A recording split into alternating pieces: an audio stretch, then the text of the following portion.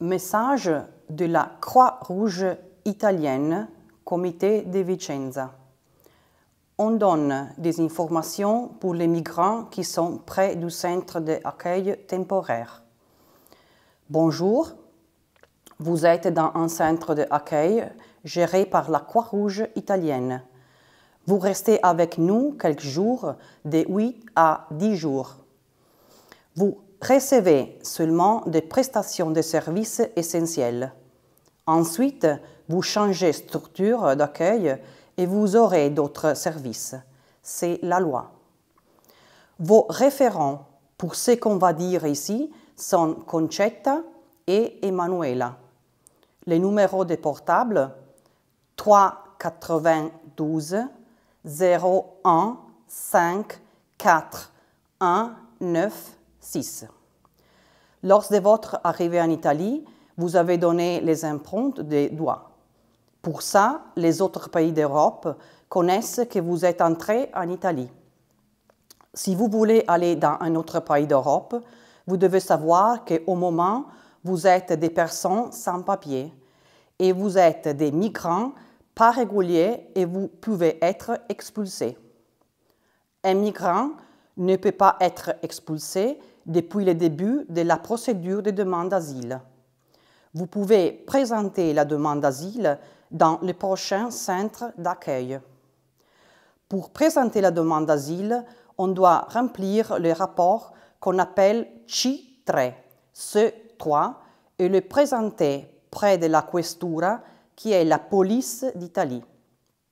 Quand le rapport C3, C3 est déposé, la Questura délivre un document avec votre photo et vos données personnelles, nom, prénom, date et lieu de naissance.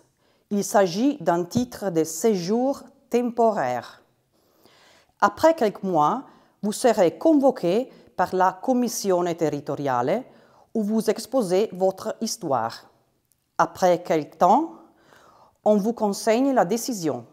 La Commission peut décider de vous donner le permesso di soggiorno ou bien vous refuser la protection. Le permis de séjour peut avoir une durée de 2 années, protection spéciale, ou de 5 années, statut de réfugié. Face au rejet de la demande de protection, on peut faire appel au tribunal. Si vous voulez, vous en allez sans les documents délivrés par la Questura, vous devez connaître ce qui se passe. À la frontière, la police peut vous fermer et empêcher le passage. Si vous allez, par exemple, en France et vous êtes sans papier, on peut présenter la demande d'asile là-bas. Mais attention, l'examination de la demande est très rapide. Ceux qui ne reçoivent pas la protection et le permis sont expulsés très vite et emmenés au pays d'origine. Le seul document valide pour passer les frontières est le titolo di viaggio qui vient délivrer après le permis de séjour définitif de 2 ou 5 ans.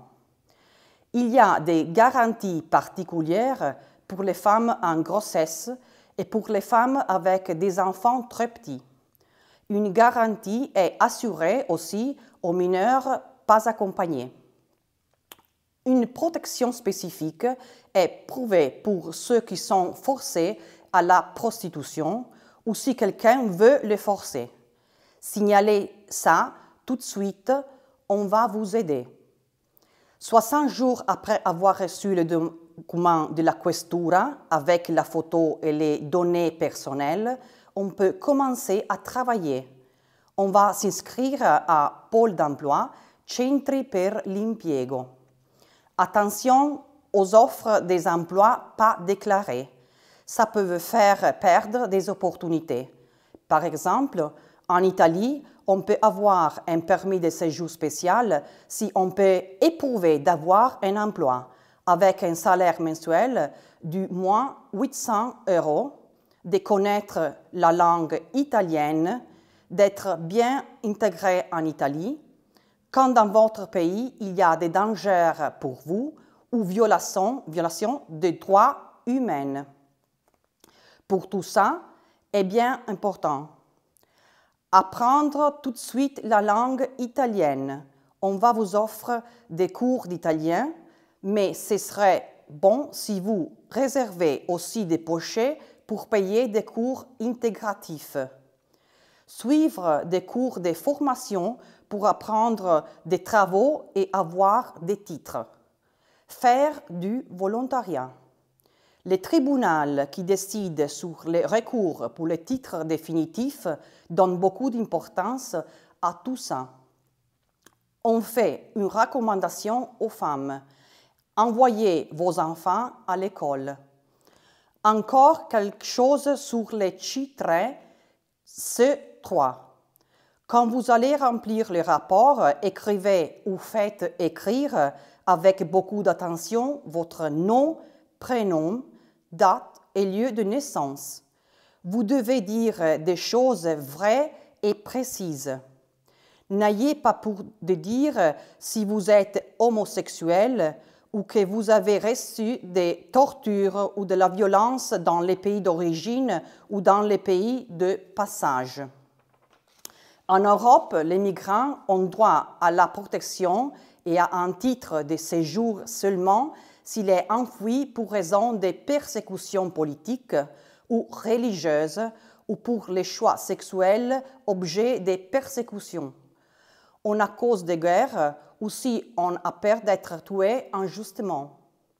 Il y a des garanties pour qui a été forcé à travailler sans salaire ou bien pour qui a été forcé à vivre en lieu reclus, sans pouvoir sortir, en Libye ou ailleurs.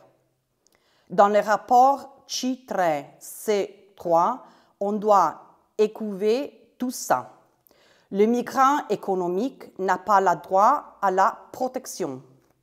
Si vous avez vos parents, des frères, des fils, le mari, la femme réguliers en Europe, vous pouvez le signaler parce qu'il y a des possibilités de regroupement familial.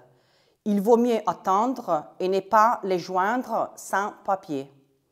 Croix-Rouge propose aussi un service qui s'appelle Restoring Family Links, qui aide à chercher les personnes qui vous aimez si vous avez perdu le contact pendant la migration. C'est tout. Merci.